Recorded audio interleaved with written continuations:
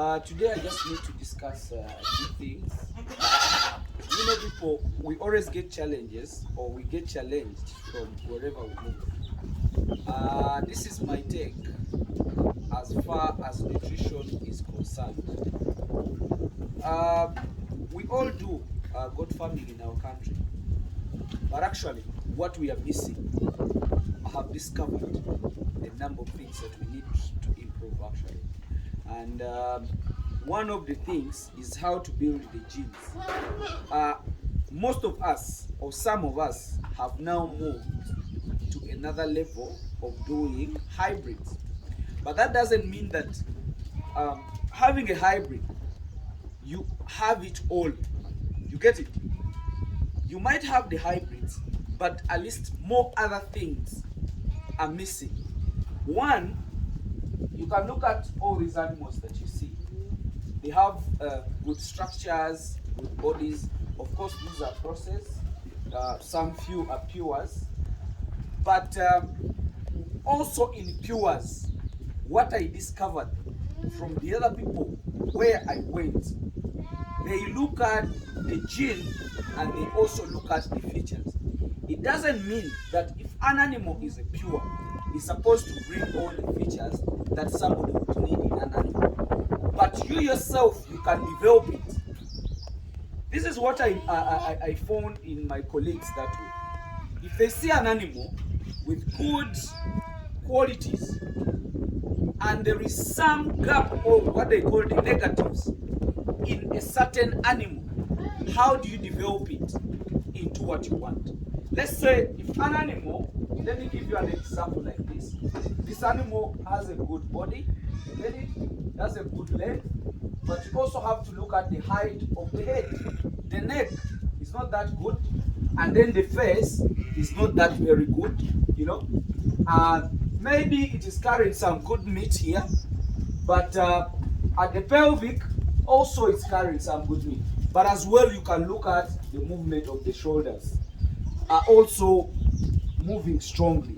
So you might want an animal that have a strong and muscular bones that can be able to hold a mass or big amount of muscles.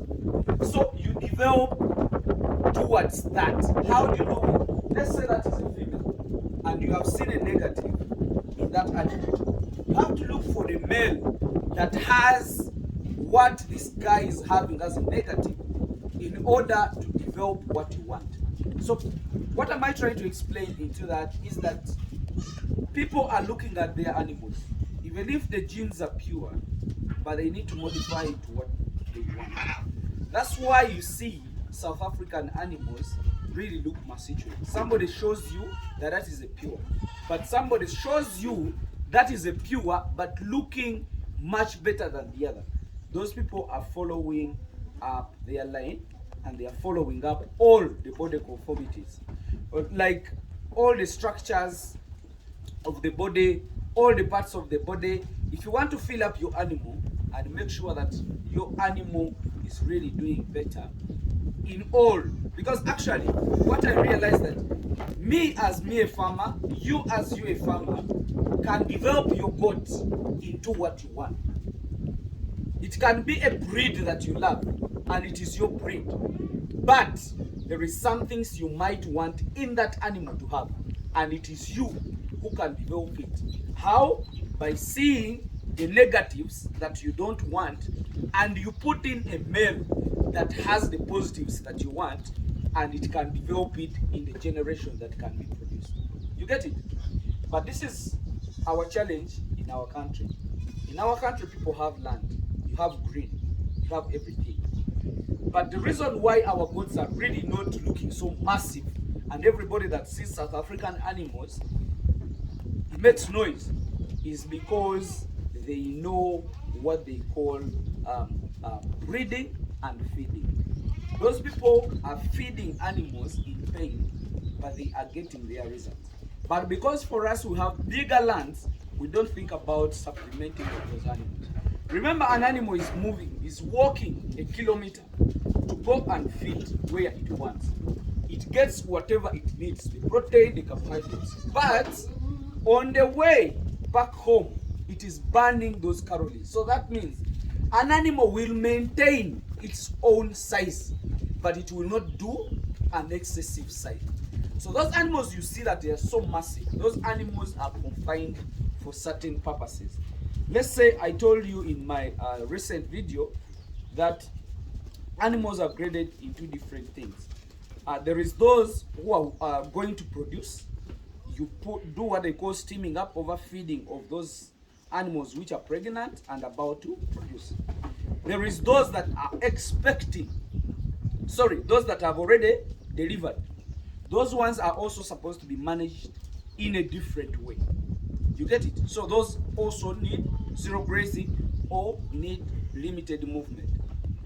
Then those animals that you need to grow at a higher rate, let's say the winners, they have lost the nutrient from the mothers because they've been taking milk from the mothers, but they can no longer have the milk. So you have to replace with the feeding. So those animals are also supposed to be confined at least for 2 months or 3 months, so that they develop what you want. Then some other grade is the animals that are breeding.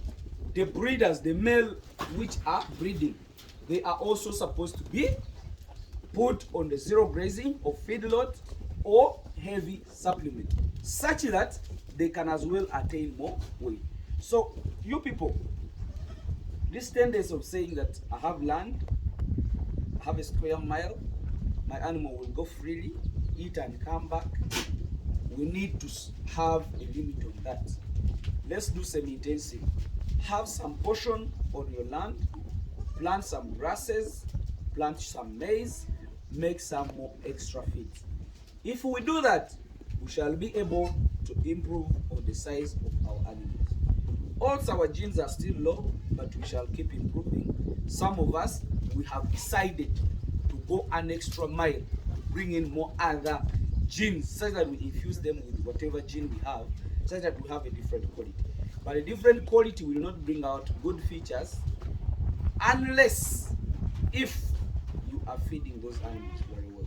So my dear, my advice is, even if you have a bigger land, make sure that you take nutrition to be one of the things.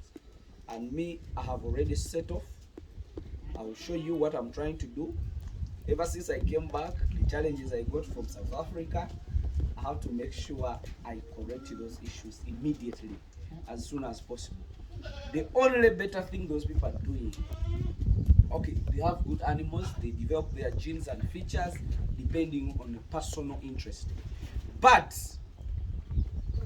they are feeding their animals very well, though they are feeding those animals on a very expensive end. But for us, if we compare it to our country, we can feed those animals at a lower cost.